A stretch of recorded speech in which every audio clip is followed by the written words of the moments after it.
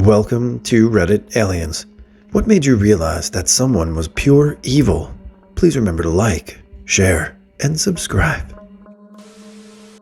When a friend contemplated falsely accusing a dude of rape just because she didn't like him, they worked at the same place. I promptly took photos of the texts and sent it to him and their workplace. She was fired, and she got really mad at me, better than ruining an innocent dude's life. Local school district where I live had a girl sexually assaulted who was a student. There was a huge uproar on how the district handled it, and the community really came together to hold the district accountable. An email went out from a particular admin that said, "I don't understand all the attention for this one girl. She's just a throwaway girl." Hopefully this person found peace and safety in another town. One of my ex-girlfriends was once hounded by a guy who was a legitimate psycho. She had dated him for a while, but broke things off due to him being abusive. At the time, she had a 5-year-old son from another relationship, not the guy's kid. This guy told her that one day, when that kid grew up, he will stab him to death at random, and that she won't know when it's coming. The kid has done nothing, but this guy was happily planning to murder an innocent child just to spite her. She's since moved areas and is still afraid of his threat.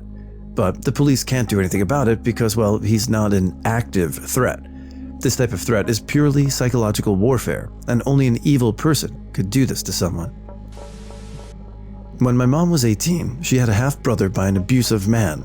My mom had no job, no insurance. She was fresh out of high school.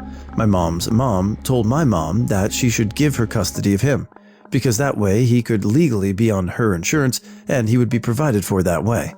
After mom gave her mom custody of him, my grandmother took him and moved across the country, leaving no contact information and even attempting to get a restraining order against my mom so she couldn't see her son. Until he was of legal age, my grandmother raised my half-brother as her son, having him call her mother. When I was born about 16 years later, my mother let her mother meet her new granddaughter, and she told my mom, "If I even think you're mistreating her, I'll take this one too." I had a friend in childhood teen years who did a lot of selfish things. I overlooked a lot of them until the end of our friendship when it all came together and I realized how messed up she was. She had bought a pit bull puppy and had it living at her mom's house. Looking back, I'm pretty sure her mom was a crackhead. The mom had a cat who had just given birth to kittens. The house was smelly and a mess and had kittens crawling all over the place, and now had a comparatively big puppy running around. The mother cat would hiss and claw at the puppy if it came near the kittens, understandably. My friend at the time was furious and wanted to get rid of the cats. A few months later, she was arguing with a mutual friend of ours who, as she was walking away, said, "Why don't you tell her what happened to the cats, huh?" And as I started to question what was meant by that statement, my friend at the time stated, making up some excuse. Whatever it was, I bought it. Years later, after a lot of other weird occurrences, her true self was revealed, and I've always since worried about what happened to those cats. She was pure evil. Trigger warning: abuse. When I moved in with my ex-boyfriend, he seemed nice at first, and I moved in because I was kicked out of my parents after high school. But when I got attached, it slowly got worse. Emotional, physical, then sexual abuse. He excused it because I wasn't ready to have sex with him. He couldn't get off unless he watched porn, and he forced me to watch it while he assaulted me. And only assaulted me anally because vaginas aren't tight enough. Ugh. I couldn't leave because he took my phone and I only had access to it when he allowed me to see my family.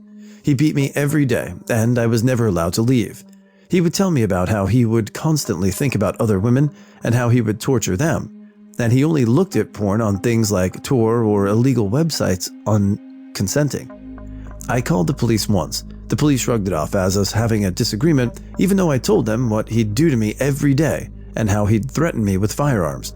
I wonder to this day if it has to do with his uncle being a cop. That's when my phone restriction was worsened. He would only let me leave when he saw fit. Even to see my family, I was too scared to tell anyone. But he made a mistake. He allowed me to see my parents once my childhood dog was dying, when an old friend moved back into my parents' neighborhood who I wound up staying with, who is now my boyfriend.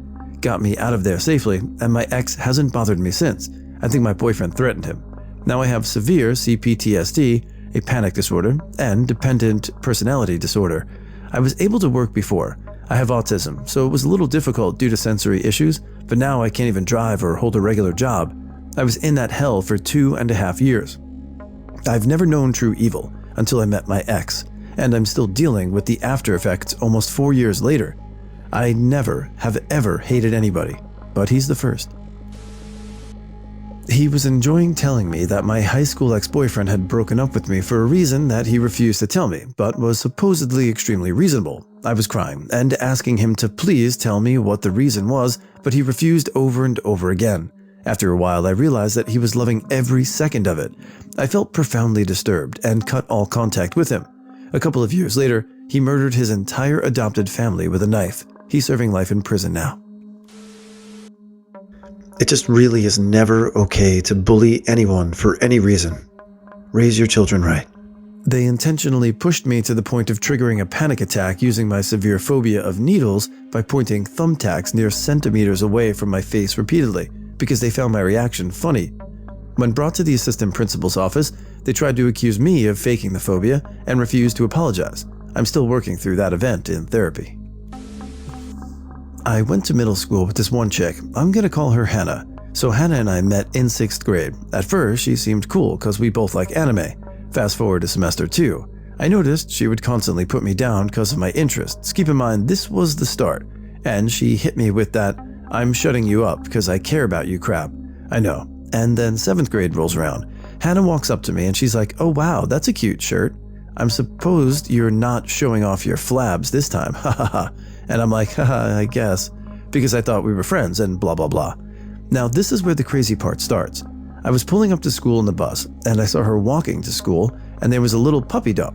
Hannah had the audacity to kick it, and me and some other kids on the bus were like, "Yo, what the F did the dog do?" I pull up to school and she brags about what she did, and I was like, wow.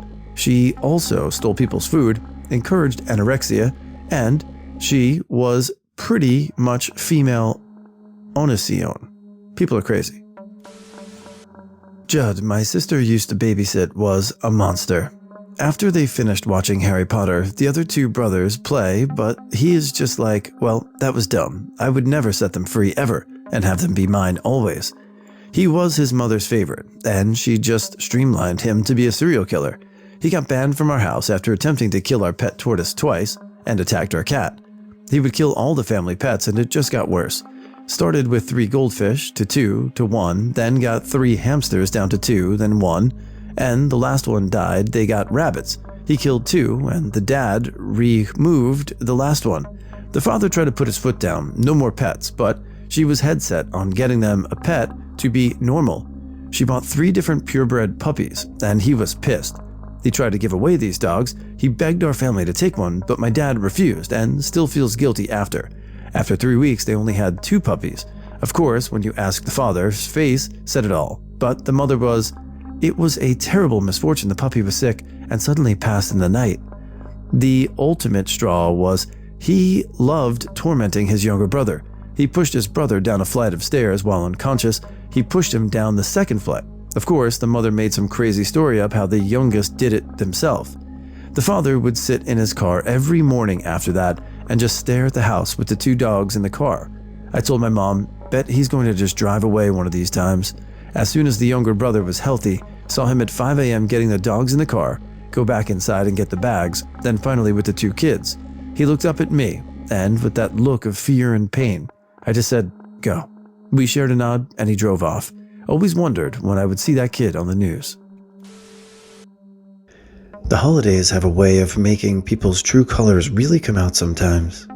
Not as extreme, but my half-sister, when she called my dad the F-bomb at Christmas after intentionally pissing him off so he'd go at her, thus alienate him, and thus myself, my mom, and my younger sister from the entire side of my dad's family. It's taken a decade for them to realize that she was a narcissist, and I only now have good contact with 2 cousins and my paternal grandparents, who tried to keep myself, my sister, and my mom in contact. If I ever see my half-sister again, I'm going to give her living hell for how she ruined my dad, which made him spiral and sent him into a depression that resulted in him and I getting into so many fights. Our relationship is effed because he kept projecting her onto me from us being similar, aka I hit puberty, and by that, take custody of her newborn because she doesn't deserve to spread her shit onto the innocent child like her mother did her, and like how she basically screwed her now ex-husband over. I'm effing going to make your life the hell you made mine and Dad's just because he wouldn't do what you wanted. She's evil incarnate, and I'm going to become her Mephisto.